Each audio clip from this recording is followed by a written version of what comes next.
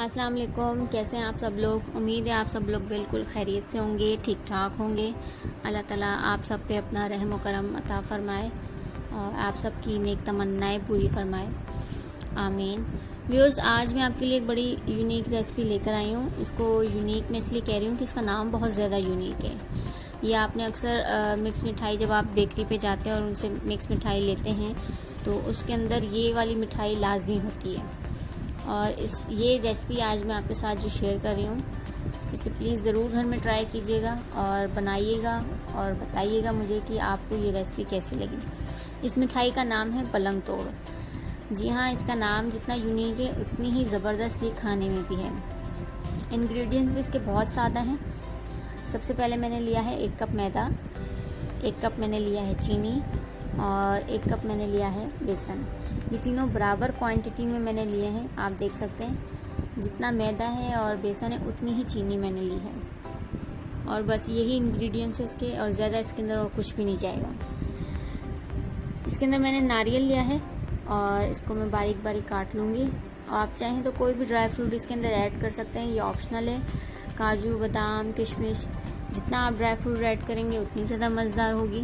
जितना आप चाहें इसके अंदर ऐड कर सकते हैं, ये ऑप्शनल है, आपकी अपनी मर्ज़ी पर है। यहाँ पे मैंने ऑयल लिया है। ऑयल में ही मैंने 1 कप ही ऑयल लिया था। जितनी क्वांटिटी में मैंने मैदा और बेसन और दूसरी चीज़ें ली हैं उतनी ही क्वांटिटी में मैंने ऑयल भी लिया था। लेकिन फ़िलहाल मैंने इसके अंदर ऑयल जो है वो थोड़ा सा ऐड किया है। अभी मिक्स करने के बाद अगर मुझे ज़रूरत महसूस हुई तो मैं और ऑयल शामिल करूँगी इसके अंदर। और यहाँ पे देखें कि ये मिक्स नहीं हुआ अभी अच्छे से, यानी ऑयल इसके अंदर और जाएगा।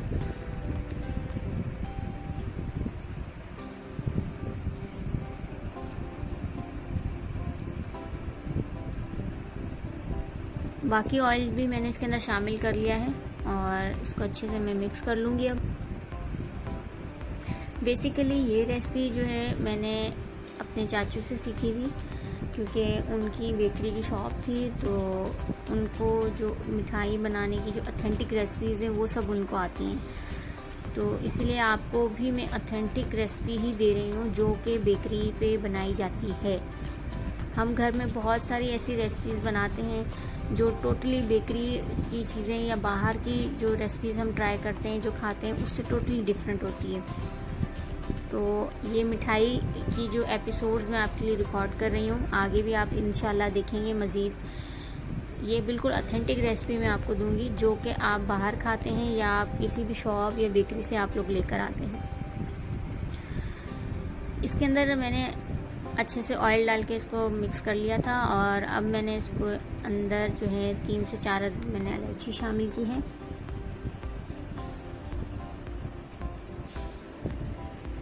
आप चाहें तो इलायची पीस कर भी शामिल कर सकते हैं। मैंने इसके अंदर इसी तरीके से 2 टुकड़े इसके करके इसके अंदर शामिल कर दी थी।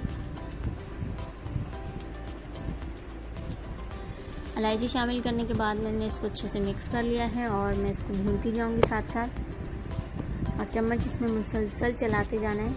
अगर आपने थोड़ी देर के लिए भी इसको छोड़ दिया तो ये साथ लग जाएगा।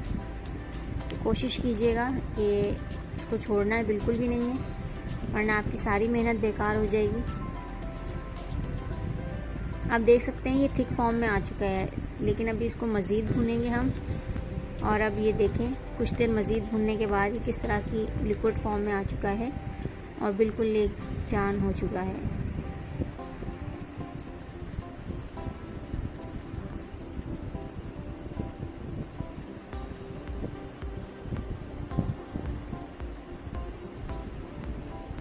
अब ये बैटर हमारा रेडी है, लेकिन अभी मैंने चूल्हा ऑफ नहीं किया।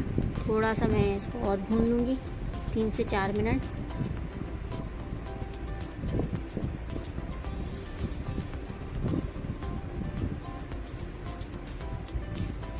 व्यूअर्स, ये पलंग तोड़ की रेसिपी आप ज़रूर ट्राई कीजिएगा, बहुत ही ज़बरदस्त बनी थी।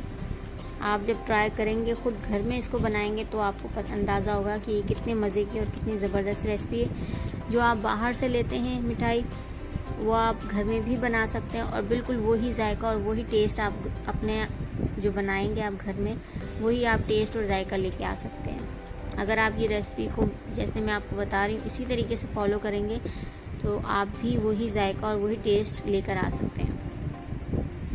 ऑन द अदर हैंड यहाँ पे मैंने एक पतीली के अंदर थोड़ा सा पानी शामिल किया था और 1 कप चीनी मैंने इसके अंदर शामिल कर ली थी और इसकी चाशनी मैंने बना ली है। आप देख सकते हैं चाशनी इसकी एक तार वाली रखनी है, यानी कि एक तार जब आ जाए, थोड़ी सी गाढ़ी होना शुरू हो जाए और हल्की सी एक तार बननी शुरू हो जाए इसके अंदर, वो आपने चाशनी इसकी रखनी है। हमारी चाश बिल्कुल रेडी हो चुकी है और चूल्हे से मैंने कढ़ाई उतार ली थी और अब इसके अंदर मैं शामिल कर दूंगी, साथ साथ शामिल करते जाएंगे और हम चम्मच हिलाते जाएंगे। चाश शामिल करते हुए आपने इसको बिल्कुल नहीं छोड़ना, बल्कि मुसलसल आपने इसमें चम्मच चलाते जाना है, वरना ये बिल्कुल जमना शुरू हो जाएगी और आपकी मिठाई जो है वो ख़राब हो जाएगी। चाश इसके अंदर मैंने शामिल कर दी और देखिए कि जैसे ही मैंने इसके अंदर चाश शामिल की है चीनी की, तो ये बिल्कुल एक जान हो चुकी है और ये देखें बिल्कुल आप कढ़ाई में देख सकते हैं कि पेंदा जो है वो छोड़ना शुरू हो चुकी है। यहाँ पे मैंने एक परात ली है और उसको हल्का सा मैंने ग्रीस कर लिया था ऑयल के साथ और सारी जो मैंने इसके अंदर बैटर बनाया था वो सारा मैंने इसके अंदर शामिल कर दिया है।